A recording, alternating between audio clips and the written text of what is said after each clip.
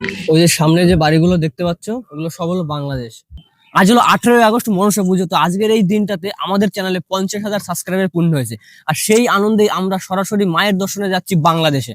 তো এখন বাজে প্রায় 9:30 আর আমরা বাড়ি থেকে বেরিয়ে পড়েছি। আর আমাদের বাড়ি থেকে বড় হলো মাত্র 15 কিলোমিটার। তো যেহেতু আমাদের বাড়ি থেকে বেরোতে অনেকটাই দেরি হয়ে গেছে, তাই আর রাস্তায় বেশি সময় নষ্ট করবো না। তো সরাসরি বাংলাদেশে গিয়ে তোমাদের সাথে কথা হবে।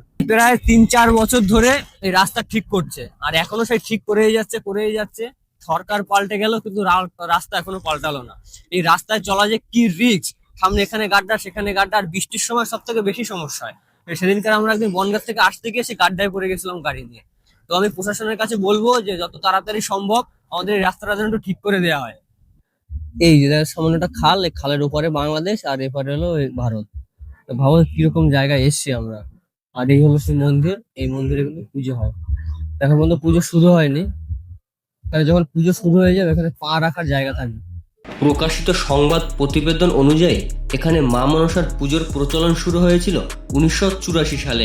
স্থানীয় পুজো উদ্যোক্তাদের বক্তব্য অনুযায়ী একজন বিএসএফ কর্তা স্বপ্নে মা মনসার দর্শন পাওয়ার পরে এখানে পুজোর সূচনা হয়। তবে এই মন্দিরের প্রতিষ্ঠা নিয়ে আরও একটি প্রচলিত লোককথা রয়েছে।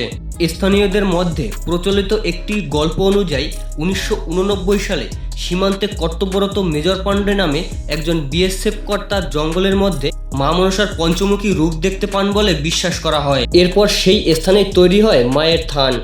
সময়ের সঙ্গে সঙ্গে থানই ধীরে ধীরে মন্দিরের রূপ নেয়। এই রহস্যময় মন্দির সম্পর্কে বিস্তারিত জানতে চাইলে অবশ্যই কমেন্ট করে জানিও। তবে আমরা পরবর্তী ভিডিওতে এই রহস্যময় মন্দিরের বিস্তারিত ভিডিও নিয়ে আসব।